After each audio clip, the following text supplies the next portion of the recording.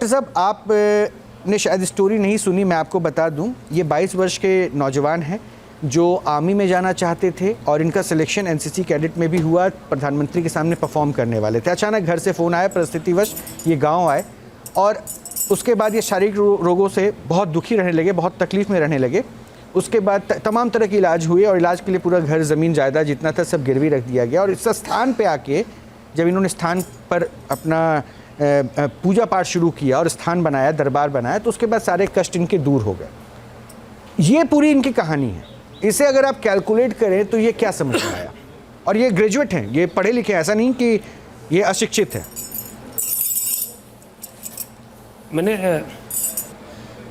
मैंने जितनी भी स्टोरी सुनी, जितनी समझी है, उससे मुझे समझ में आता है कि कुछ ना मेंटल प्रॉब्लम्स होती है, जैसे साइकेट्रिक बीमारियाँ होती है, जिसमें इंसान को ये लगने लगता है कि वो शायद भगवान है या भगवान उसके अंदर प्रवेश कर गए हैं। वो चीज़ों को ना डिसोसिएटिव वे में एक्सप्लेन करने लगता है कि जैसे मेरा नाम भी राम है, की तरह से घूमना फिरना। ये वीडियो भी देखिए ना, मैं वीडियो भी दिखा रहा हूँ। वो इस तरीके से होता है जैसे मेरा भी नाम कृष्ण है और कृष्ण तो भगवान है तो मैं भगवान हूँ। इस तरीके के एसोसिएशन और डिसोसिएशन में करने लग जाते हैं। और बेसिकली आप ये देखेंगे कि इनके पास कौन आता है, और आप देखोगे तो वो तबका आता है जो मॉडर्न साइंस में बिलीव कम करता है, प्रीमिटिव पॉपुलेशन आती है। और वो लोग आते हैं जो इनके आसपास नहीं रहते, दूर दूर से आते हैं। आसपास वालों को इनकी रियलिटी पता चल जाती है तो धीरे धीरे वो वहाँ से दूर होने लग जाते हैं और दूर दूर के लोग आते लगते हैं। और continuous population they keep changing, people दूसरे लोग आने लग जाते हैं। एक इंसान बार बार नहीं आएगा, क्योंकि उसको एक दो बार आएगा तो उनको रियलिटी पता चल जाती है कि वास्तव में यहाँ पे कुछ नहीं होता। क्योंकि अभी मैंने पूछा था क्या आप वो आह्वान करके दर्शन हमें भी करा सकते हैं, तो उन्होंने कहा नहीं, वो नियत मात्र। इस तरीके की कोई भी चीज़ आप पूछोगे तो उसमें कोई न कोई ऐसी जटिलता बताएंगे कि ये ऐसा नहीं हो सकता। आप मतलब इन्हें मानसिक तौर पर बीमार बता रहे हैं?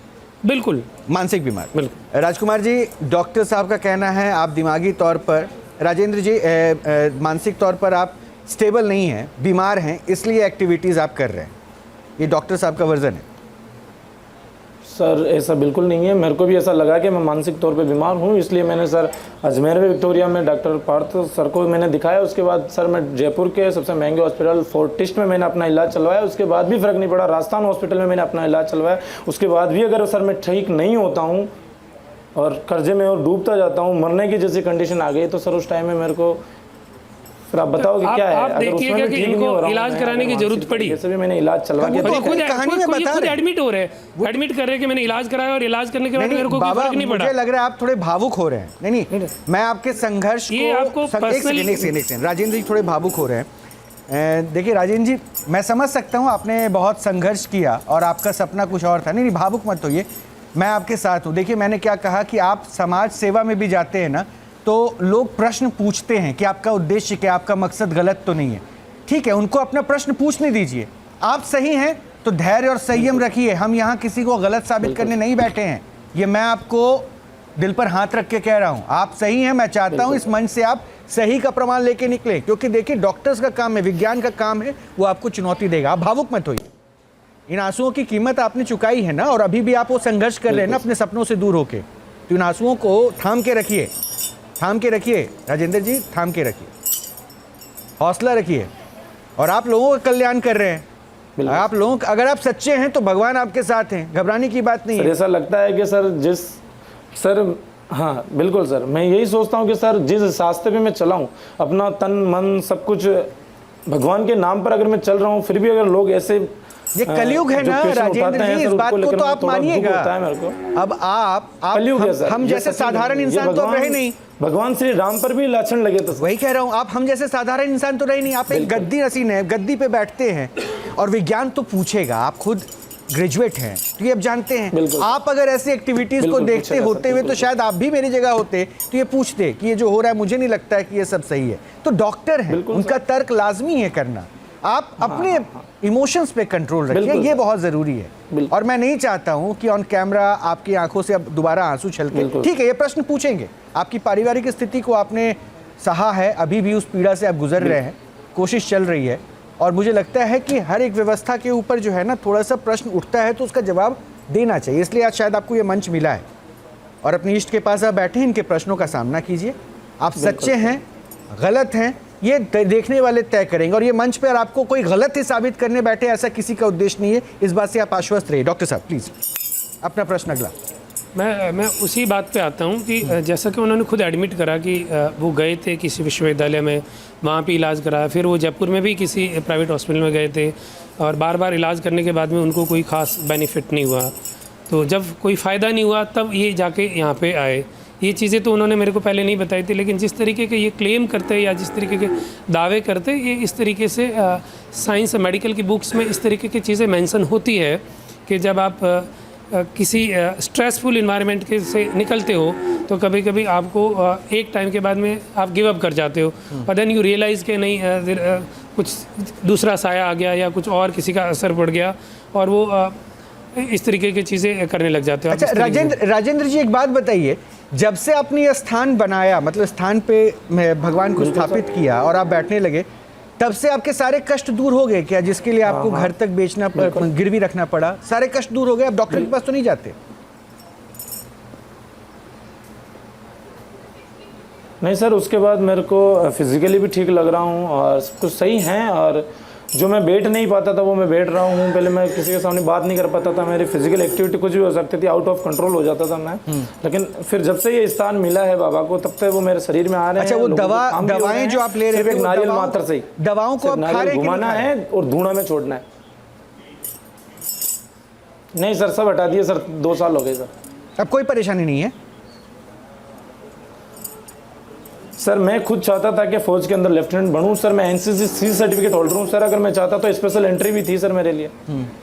डॉक्टर, ये पॉइंट इनका बहुत नोटिसेबल है, ये जिस सर्टिफिकेट की बात कर रहे हैं उसकी महत्ता की बात सर, मैं खुद एजुकेटेड आदमी हूं सर, इनको बैठने तक में दिक्कत होती थी। एनसीसी सर्टिफिकेट होल्डर हूं सर। नहीं सर, मैं आई अप्रिशिएट, मैं इसकी सराहना करता हूँ, और आपने उसके लिए भी बहुत संघर्ष किया होगा। हो सकता है आपकी शारीरिक चुनौतियों ने आपको थोड़ा पीछे कर दिया, लेकिन यही प्रश्न था कि वो शारीरिक चुनौतियां अस्पतालों में धक्के खाने के बाद भी ठीक नहीं हुई, लेकिन इस स्थान पे बैठने के बाद आप ठीक हो गए। तो मैं डॉक्टर से ही पूछूंगा, ऐसा कैसे हो गया? आपका मेडिकल साइंस कहाँ चला गया डॉक्टर साहब? शायद जो ये बात बोल रहे हैं कि वो बैठ नहीं पा रहे थे, वो ना शारीरिक प्रॉब्लम हो के एक साइकोलॉजिकल प्रॉब्लम थी, जैसे उन्होंने बताया।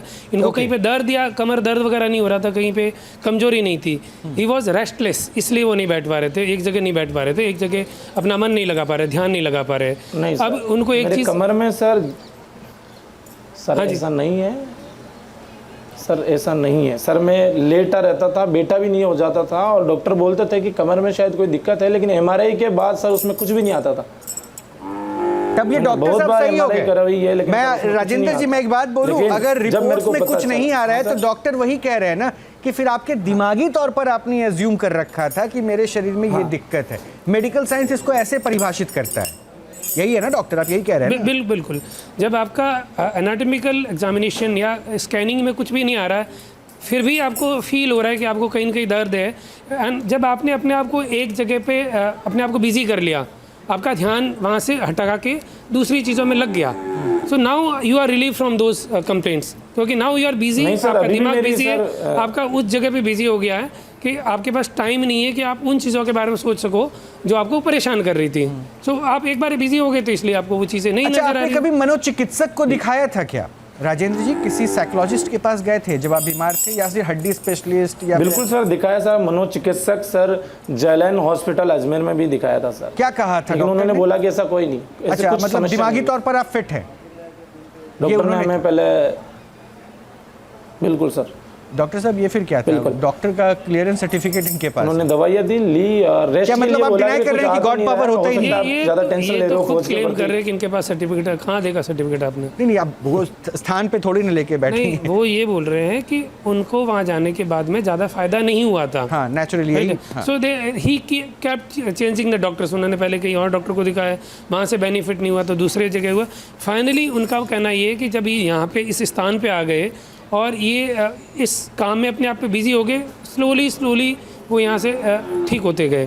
तो सीधा समझ आ रहा है कि जैसे जैसे ये यहाँ पे होने लग गए तो अपने आप का तो अभी भी आप इनको मेंटली अनस्टेबल बता रहे हैं, आप ये कह रहे हैं? डेफिनेटली मैं तो इसको इसी तरीके से अभी भी आपको मेंटली अनस्टेबल बता रहे हैं, दिमागी तौर नहीं पर सर, ऐसा नहीं है, सही नहीं है, ये इनका कहना है। मतलब इसको आप डेरोगेटरी या उस वे में नहीं ले, लेकिन जिस तरीके की चीज़ें, जैसे आप अपनी हिस्ट्री बता रहे हो, तो हम इसी पेशेंट को हिस्ट्री देखने के बाद में जो अपना प्रोबेबल डायग्नोसिस रखते हैं कि व्हाट आर द पॉसिबिलिटीज़, उसमें सबसे पहली पॉसिबिलिटी आपकी यही अच्छा, बनती है। जवाब राजेंद्र जी जल्दी से जवाब दीजिए, उसके बाद आपको अगले पड़ाव में ले चलेंगे, वो थोड़ा और चुनौतीपूर्ण होने वाला है। सर ऐसा नहीं है, सर ऐसा नहीं है। मैं अभी भी अजमेर में एक रेस्क्यू टीम के साथ हूँ, कोबरा टीम राजस्थान से, और मैं LLB की तैयारी कर रहा हूँ सर, साथ में एक वकील बनने का।